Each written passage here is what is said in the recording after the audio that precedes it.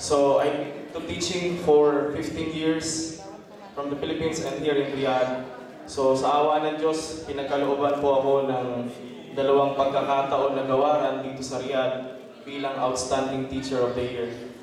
So, yung mga katangian na ito ay aking naibahagi sa aking mga naging mag-aaral nung ako'y nasa Pilipinas pa.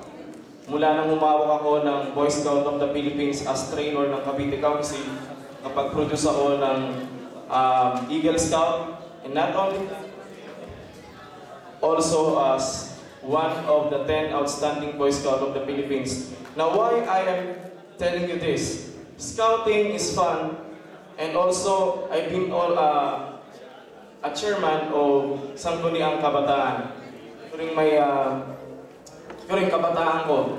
So ano yung mga qualities na to?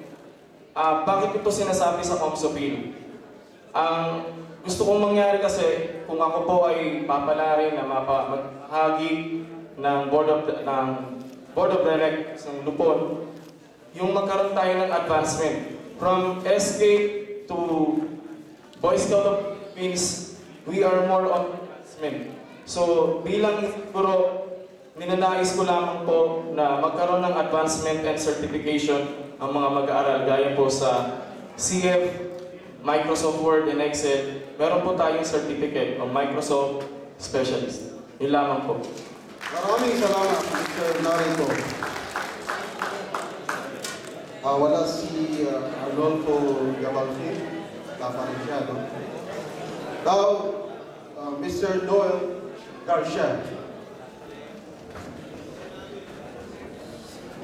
Hello to everybody. A pleasant good morning to all.